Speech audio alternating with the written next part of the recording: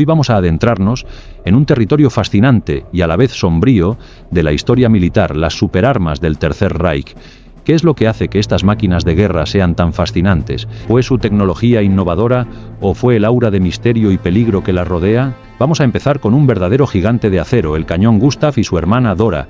Estas colosales piezas de artillería fueron las más grandes jamás construidas y desplegadas en combate. Con un calibre de 80 centímetros, estos monstruos eran capaces de lanzar proyectiles de hasta 7 toneladas a una distancia de más de 47 kilómetros. Su propósito era claro, la destrucción masiva. Pero, ¿cuál fue su impacto real en el campo de batalla? ¿Fueron estos cañones una verdadera arma estratégica, o más bien un símbolo del deseo desesperado de Hitler por una victoria que ya se escapaba de sus manos? Lo cierto es que el Gustav solo entró en acción durante el sitio de Sebastopol 1941-1942. Sus primeros objetivos fueron algunas baterías costeras que fueron bombardeadas a una distancia de alrededor de 25 kilómetros. Se requirieron solamente 8 disparos para demoler estos objetivos.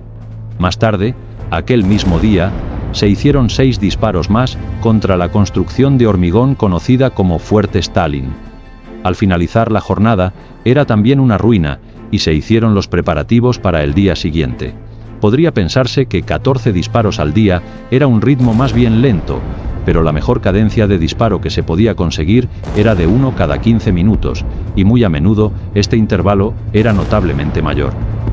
La preparación de cada proyectil y la carga era una tarea considerable, y debía ser llevada a cabo en varias etapas, incluyendo la toma de temperatura de cada carga, cálculo preciso de la temperatura del aire y velocidad del viento según la altitud y colocación de la carga en la recámara. El proyectil y la carga debían ser ensambladas de forma precisa y el cañón elevado en el ángulo correcto. Todo esto llevaba su tiempo. De lo que sí podemos estar completamente seguros es de que estos colosales cañones jamás se instalaron y utilizaron en Navarone contra navíos de la Royal Navy por 2 sencillas razones. La primera y más obvia es que la isla de Navarone no existe, y sí una isla de Leros, en el mar Egeo, donde se desarrolló la batalla de Leros, que formó parte de la campaña del Dodecaneso. Fuerzas británicas ocuparon dicha isla griega, ocupada por los italianos, pero pocos días después fueron desalojados por los alemanes que desembarcaron por mar y aire. En dicha isla había una batería de cañones navales de gran calibre, de fabricación italiana y manejados por los italianos. Al rendirse estos, los cañones fueron utilizados por los alemanes, que los tuvieron hasta el fin de la contienda y jamás fueron destruidos por un comando británico para cubrir la retirada inglesa de aquella zona, a la vecina isla de Keros, en el año 1943. Si es cierto que el escritor de ficción, el escocés Alistair MacLean, se inspiró remotamente en la batalla de Leros para escribir su novela, que luego fue llevada al cine.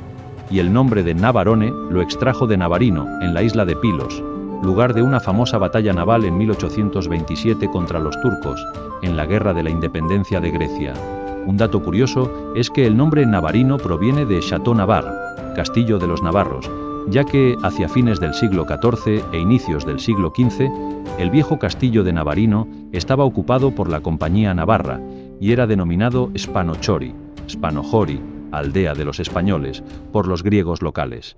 Bueno, pero hemos dicho que había 2 razones, pero solo hemos expuesto una, ¿verdad? La segunda razón es que los 2 cañones, el Gustav y el Dora, jamás se montaron juntos, ya que las labores de transporte, montaje, mantenimiento y utilización de uno solo de estos cañones ya eran de por sí titánicas.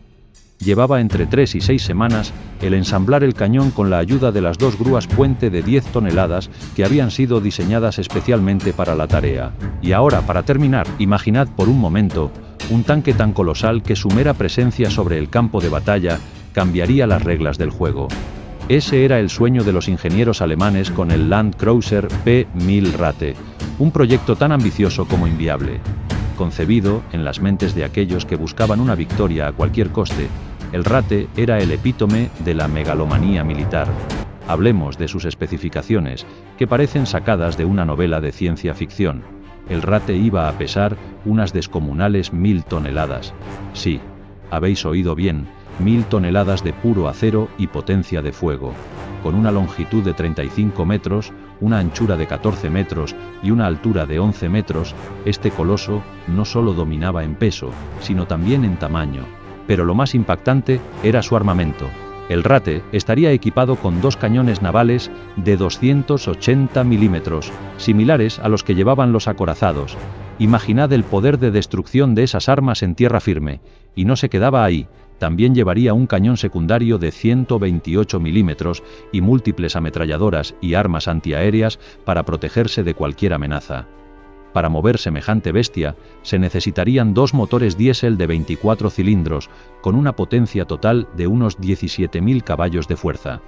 Era un auténtico desafío de ingeniería lograr que algo tan masivo pudiera desplazarse, pero el diseño teórico prometía una velocidad máxima de 40 km/h, aunque muchos dudan que realmente pudiera alcanzar esa velocidad en condiciones reales.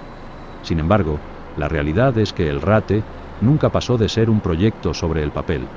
Las dificultades prácticas eran enormes. Su movilidad en el campo de batalla sería extremadamente limitada. Su peso habría destrozado carreteras y puentes, y su mantenimiento y suministro de combustible serían una pesadilla logística. Además, en las etapas finales de la guerra, Alemania no disponía de los recursos ni el tiempo para embarcarse en un proyecto tan descomunal. Así, el Landkreuzer P-1000 Rate quedó como un ejemplo de la desesperación y los sueños imposibles de una Alemania que buscaba cualquier ventaja para revertir su destino en la guerra.